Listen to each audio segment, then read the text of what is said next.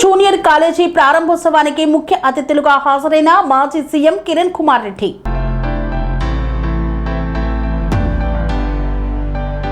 తిరుపతి జిల్లా చంద్రగిరి నియోజకవర్గం చిన్నకొట్టిగల్లిలో బుధవారం ప్రభుత్వ జూనియర్ కాలేజీను ప్రారంభించారు. 3 కోట్లతో కాలేజీ భవనం నిర్మించి ప్రభుత్వానికి అప్పగించారు దాతలు. తండ్రి వలస సిద్ధారామిరెడ్డి జ్ఞాపకార్థం భవనాన్ని నిర్మించిన కుమారులు శివప్రసాద్ రెడ్డి, విజయభాస్కర్ రెడ్డి, రామచంద్రారెడ్డి. ప్రారంభోత్సవానికి ముఖ్య అతిథులుగా హాజరైన మాజీ సీఎం కిరణ్ కుమార్ రెడ్డి, మంత్రి అనికాని సత్యప్రసాద్. ఈ కార్యక్రమంలో పాల్గొన్న ఎంపీ దగ్గుమల్ల ప్రసాదరావు, ఎమ్మెల్యే పులివర్తి నాని. సిద్ధారామరెడ్డి కుటుంబం ఎన్నో అభివృద్ధి కార్యక్రమాలు చేస్తోందన్నారు మాజీ సీఎం కిరణ్ కుమార్ రెడ్డి.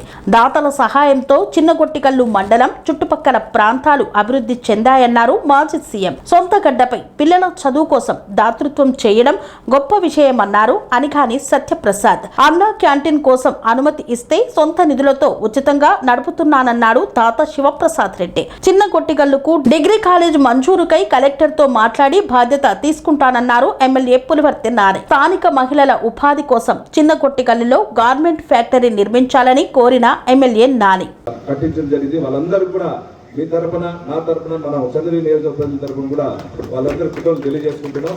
ముఖ్యంగా ఇప్పుడే కలెక్టర్ గారు కానీ, మన కిషోర్ అన్న గారు కానీ చెప్పిన విధంగా ఈ రాష్ట్ర ప్రభుత్వంలో ఎన్డీఏ కుటుంబంలో, తెలుగుదేశం, జనసేన, బీజేపీ కుటుంబంలో P4 విధానంలో ఎవరైతే డబ్బులు ఉన్నదో వాళ్ళు ఆ పల్లెల్లో కానీ వాళ్ళ గ్రామాలు, మండలాల్లో కూడా డెవలప్మెంట్ చేయాలని చెప్పి కూడా పిలిపించారు. దానిలో భాగంగా ఈ రోజు నారా లోకేష్ బాబు గారు విద్యాశాఖ మంత్రి అయిన తర్వాత ఏ విధంగా విద్యా వ్యవస్థ అభివృద్ధి చెందుతుందో దీనికి ఒక నిదర్శనం. దీంతో పాటు విద్యా వ్యవస్థలో కూడా సమూలమైన మార్పులు తేవడం జరిగింది. కాబట్టి ఇంకా అభివృద్ధి దిశలో కూడా మన రాష్ట్రం పోతా ఉందని తెలియజేసుకుంటూ, ఇప్పుడు ఉన్నటువంటి శివప్రసాద్ రెడ్డి అన్న గారు కానీ, విజయభాస్కర్ రెడ్డి అన్న గారు కానీ, వాళ్ళ కుటుంబ సభ్యులు రామచంద్రారెడ్డి గారు అందరికీ ఒకే విన్నపం.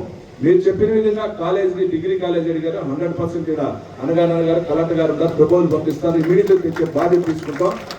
ఇది కాకుండా నేను వాళ్ళ కుటుంబానికి ఒకే విన్నపం, ఇక్కడ మేము గవర్నమెంట్ పరంగా మేము ఏదైనా స్థలం ఇస్తాం, ప్లేసెస్ మీకుంది, ల్యాండ్స్ అయినా ప్రభుత్వ పరంగా ఇస్తాం. ఏదైనా ఒక గార్మెంట్ ఎనీ ఇండస్ట్రీస్ పెడితే ఇక్కడ మహిళా సోదరులు బిలో పవర్టీ లైన్ వాళ్ళు ఎక్కువ ఉన్నారు కాబట్టి వాళ్ళకి ఉపయోగపడుతుంది. ఎందుకంటే మన సొంతూరులో మీరు కడితే ఎక్కడున్నా, బయట ఎన్ని కోట్లున్నా సొంతూరు గ్రామస్తులకు ఇస్తే ఇలాంటి విలువలు ఉన్న కుటుంబం ఇంకా బాగా మాకందరికి ఉపయోగపడుతుంది తెలియజేసుకుంటూ ఈ అవకాశం ఇచ్చినందుకు, ముఖ్యంగా ఇక్కడ జరుగుతున్న కార్యక్రమం గురించి మీకు ఎవరికి చెప్పాల్సిన వల్ల ఈ కుటుంబం గురించి కూడా. ఎందుకంటే ఈ కుటుంబం రాజకీయాల్లో ఉన్న, బెంగళూరులో పోయి వ్యాపారాలు చేసి సంపాదించి ఈ రోజు సంపాదించిన దాంట్లో కొంత భాగం మన చిన్నగొట్టిగల్ మండలం ఉండొచ్చు, ఎర్రవారిపాలెం మండలంలో కూడా ఏ విధంగా ఇటువంటి సేవలు అందిస్తున్నారో మీకు తెలుసు. తలకోన దగ్గర అన్నదానం సంబంధించినటువంటి చౌల్టీ కట్టించి అక్కడ అన్నదానం చేస్తున్నారు. ఈ చిన్నగొట్టిగల్ మండలం కూడా ఒక వృద్ధాశ్రమం కట్టిస్తున్నారు. దాన్ని కూడా తొందరలో ఓపెన్ అవుతా ఉంది.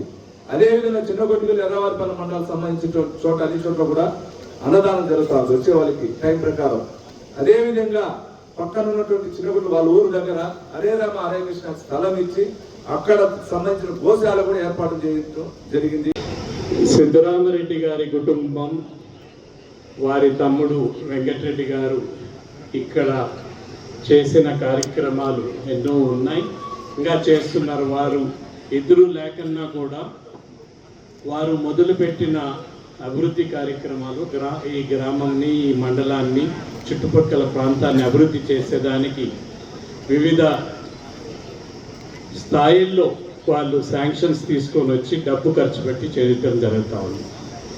నేను 2-3 విషయాలు వారి గురించి, వారి కుటుంబం గురించి ఆల్రెడీ అందరూ చెప్పారు. 2-3 విషయాలు చెప్పాలి.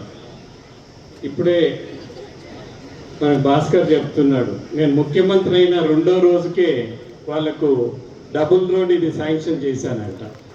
One of the first files నేను సంతకం పెట్టింది డబుల్ రోడ్ అని. నాకు గుర్తులేదు.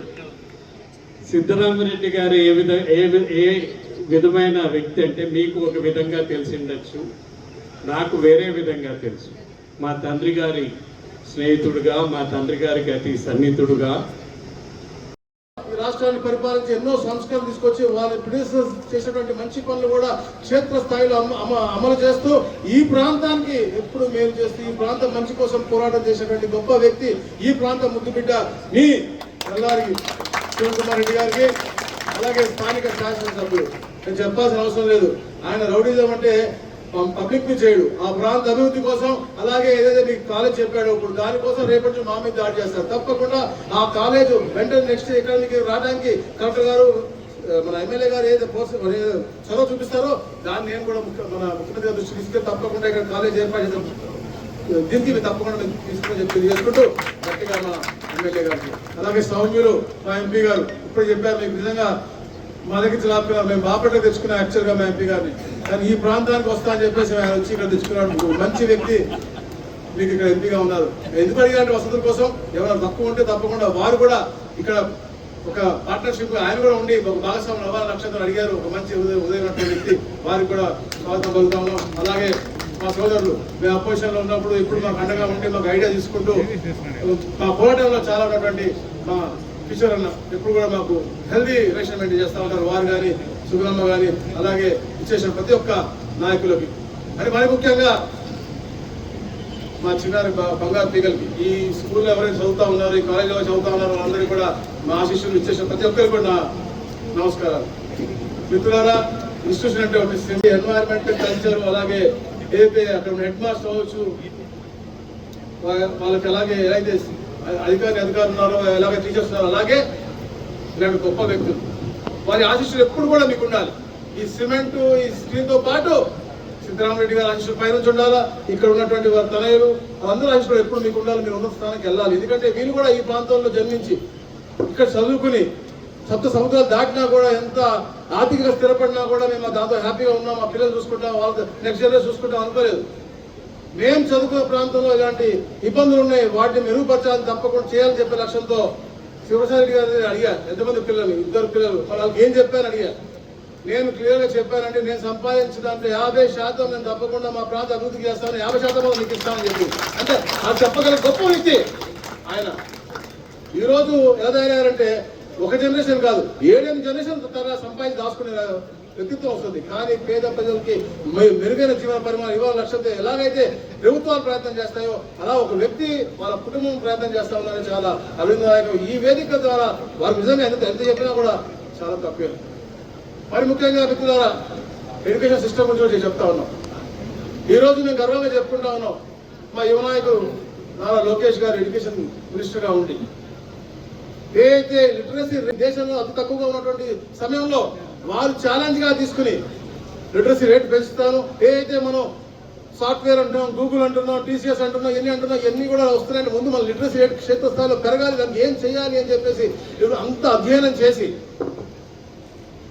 మెరుగైన సదుపాయాలు అవ్వచ్చు అన్ని ముందు ఏ టీచర్ బాగున్నారు, ఏ స్టూడెంట్ బాగున్నారు, ఎవరు చదవట్లేదు అనేది ఏదో ముందు ఉన్నటువంటి అన్ని వ్యవస్థలను కూడా ఇంటిగ్రేట్ చేసి ప్రతి ఒక్కరు కూడా దాన్ని యాక్సెస్ చేసి దానికి మెరుగైన పరిష్కారం తీసుకొచ్చే దిశగా ఇవన్నీ ఇంటిగ్రేట్ చేయడం కానీ, అలాగే టీచర్లకి పేరెంట్స్కి స్టూడెంట్స్కి మధ్య ఉన్నటువంటి విభేదాలు తీసేసే ఒక మంచి హెల్తీ ఎకోసిస్టమ్, ఒక హెల్తీ వాతావరణం క్రియేట్ చేసే విధంగా పేరెంట్ టీచర్ మీటింగ్స్ ఏర్పాటు చేసి తర్వాత తల్లికి వందనం.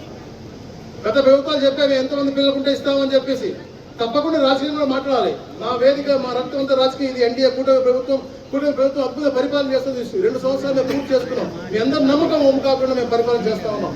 ఈ 2 సంవత్సరాల నమ్మకం మేము చేసిన అభివృద్ధి సంక్షేమంగా మేము చెప్పుకోవాలి. గత ప్రభుత్వం చెప్పి మేము అది చేస్తాం, ఇది చేస్తాం, ఎంతమంది పిల్లలు పిల్లలకి ఇస్తామని కానీ ఒకరికి ఇచ్చారు. కానీ ఈ రోజున ఇంట్లో ఎంతమంది పిల్లలు ఉంటే అంతమంది కూడా తల్లికి వందనం ఇచ్చే కార్యక్రమం చేశాం. మధ్యాహ్నం భోజనం పథకం డొక్కా సీతమ్మ గారి పేరు పెట్టి ఎక్కడ జూనియర్ కాలేజ్ కూడా ఇవ్వడం మొదలు పెట్టాం. దానికి కూడా మేము అందరం కూడా పార్టిసిపేట్ చేసాం. మేమందరం కూడా ఎప్పుడైనా సడన్ గా వెళ్ళి అక్కడ బాగుందా లేదా లంచ్ అనేది చూసి రిపోర్ట్ కూడా పంపేస్తారు. బాధ్యత మాకు ఇచ్చారు లోకేష్ గారు. అంటే దానికి పేద ప్రజల్లో క్షేత్ర స్థాయిలో ఎలాగా ఇవన్నీ కూడా ఇవ్వాలనేది కూడా ఈ పొలిటీషియన్స్ కూడా ఇన్వాల్వ్ అవ్వాలని లక్ష్యంతో లేదు. ఎందుకంటే మెరుగైన విధంగా ఇచ్చే విధంగా ఉండాలనే లక్ష్యంతోనే మీరందరూ గమనించాలి. ఈ ప్రభుత్వం వచ్చిన తర్వాత ఏదైతే చంద్రబాబు నాయుడు గారి ఆలోచన అవ్వచ్చు, పవన్ కళ్యాణ్ గారి మానవ స్పర్శ అవ్వచ్చు, మోడీ గారి ఆశీస్సులు అవ్వచ్చు, ఈ రాష్ట్రంలో ఎన్నో సంస్కరణలు తీసుకొచ్చారు. దాంట్లో ముఖ్యంగా ఎడ్యుకేషన్ దాంట్లో మీరు చెప్పినట్టుగా వాళ్ళకి కిట్లు కూడా క్వాలిటీ కిట్లు ఇవ్వడం, బుక్స్ చాలా చెప్పారు నాకు కిషోర్ అన్న, కిషన్ అన్న, అలాగే మా ఎమ్మెల్యే గారు, మా నాని గారు మళ్ళీ వచ్చారు. అంటే డిగ్రీ కాలేజ్ కట్టిస్తా అని చెప్పారు, హాస్టల్ ఫెసిలిటీ కట్టిస్తా అని చెప్పారు. ఇప్పుడు మళ్ళీ వచ్చి అన్నా క్యాంటీన్ ఎలా చేస్తే నేను పర్మనెంట్ గా నేనే దాని డోనర్ గా ఉండి మీరు గుర్తుపెట్టుకోండి. ఏదన్నా నేను గతంలో చెప్పాను, గతంలో క్రిటిసర్స్ చేసింది మంచి పని ముందు తీసుకెళ్తే ఎప్పుడు బాగుంటుంది. 2004 ముందు మంచి పనులు చేస్తే అప్పుడు దొడ్డలపాటి నాయకుడు ఎవరైతే ఉన్నారో వాళ్ళ తండ్రి గారు ముందు తీసుకెళ్ళారు కాబట్టి మంచి పేరు వచ్చిందంటే మరి చెడ్డగా రాదు. దాని తర్వాత మంచి సంస్కారం అన్ని కూడా ఇలాంటి మీ ప్రాంతం ముందు పెట్టి చేశాడు కాబట్టి ఎప్పుడు ఈ ప్రాంతంలో కాదు రాష్ట్రంలో ఎప్పుడు మంచి పేరు ఉంటుంది. ఇలా ముందు తీసుకెళ్ళాలి. కానీ ఇదే అన్నా క్యాంటీన్ని 2019లో మూసేశారు. ఏ పేదలు భోజనం చేయకూడదని అంటారు.